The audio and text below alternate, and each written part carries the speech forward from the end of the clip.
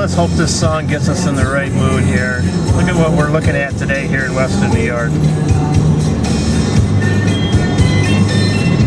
Yep, good old lake effect snow. This is the winter that just doesn't want to go away.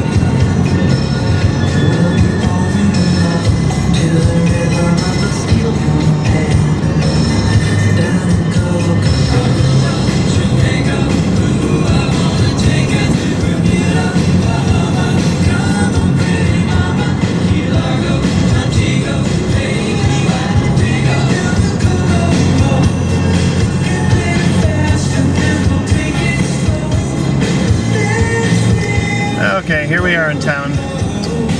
I guess that kind of gives you an idea of our weather. Alright, hope you guys down in the south are out there walking the creeks, walking the woods, not seeing any snow or enjoying yourself. Until then, we'll just keep looking at snow. About 5 minutes after I shot that footage of driving home in the snow, sun popped out and it was completely dry. Crazy weather, you know, that's what we get in the spring here in Western New York. Anyway, while I was digging around looking for that case of Wenatchee casts that I showed here a couple days ago, I stumbled upon a couple lost cases of keepers that I forgot I had. And what I want to show you here is this was a keeper case that I put together in 2009. There's some really, really cool things in here. I remembered them once I saw them, but I didn't know I still had them. You notice there's quite a bit of the obsidian. This is mahogany here. And right next to that is another piece of that Burns green obsidian. This is just absolutely excuse me, beautiful stuff. And once I found out how rare it really is, I actually valued those quite a bit more. Here's another really nice example of a mahogany obsidian blade, and right next to that is a pretty darn nice hardened. This one, let's take a look at it here. Relatively thin, flaked pretty nice. Got a nice edge work on it. Got a real nice base, but flakes look real good on this.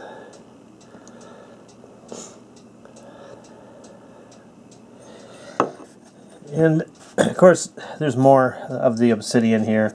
This is a nice one here because when you hold this one to the light, you can really see a lot through it here. Of course, that white background is probably raising cane with it.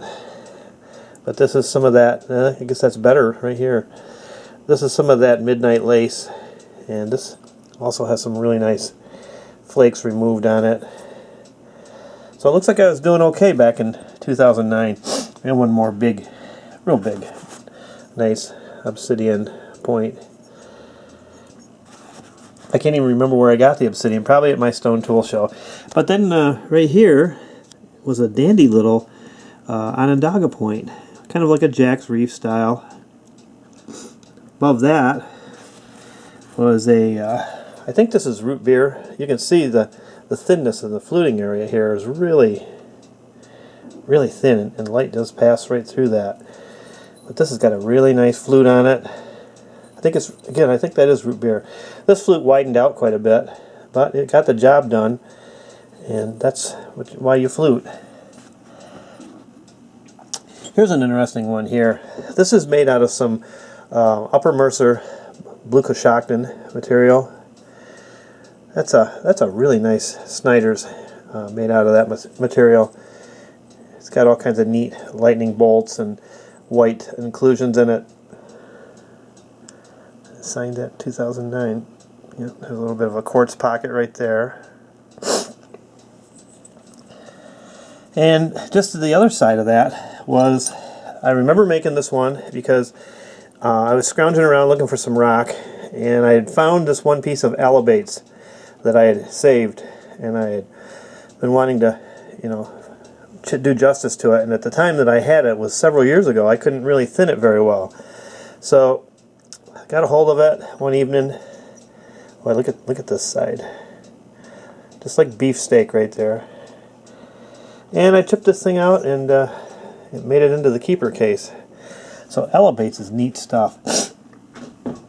Up in here there's a kind of a Smith, Calf Creek, whatever type point. And that one come out really nice and thin. These things are so easy to break when you're notching them. Just as hard for the Ancients as it is for me. Really like that Calf Creek. That's a good one. And there's kind of another one off to this side. Some Texas material. Again, it's nice and thin.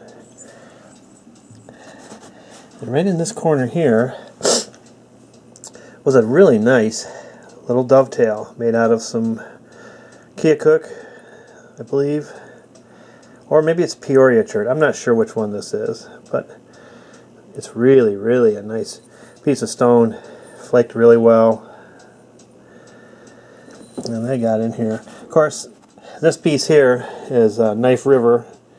And you can see Knife River has just got that translucency that's just absolutely beautiful. It literally glows in the sunlight, as you can see around the edge. And this guy made it in my keeper box back then. See all those white inclusions? Well, I was told that what those are the fossilized remains of cattail leaves. When volcanic ash had rained down on the old swamps, it encapsulated the material in there, and it was fossilized. So it's got a lot of the white inclusions in it. And there's one down here that's just kind of a Cahokia style. Don't even know what this stone really is. I know I like it, and I wish I had more of it. But this is just pretty big for a Cahokia. Probably more of a desert point. Hard to say. But that also found its way into this box. But I saved the best for last. This is one fine Dalton here. And it's nice to know that back in 2009 I could get a Dalton like this. Got some beautiful, beautiful flaking on it. And I mean, just look at that. And what a neat stone with all the speckles in it. So there is a Dalton that I made about 4 years ago. And I say this one is the cream of the crop out of the case. Anyway, I shot this with a new camera. I just wanted to see how everything was going to turn out, and just wanted to share this case. I've got another case that I found. It's kind of a mixed bag of points that are all keepers, and at some point I'll show those too. But anyway, thanks for watching, and taking this trip down memory lane with me in an old keeper case that I lost track of.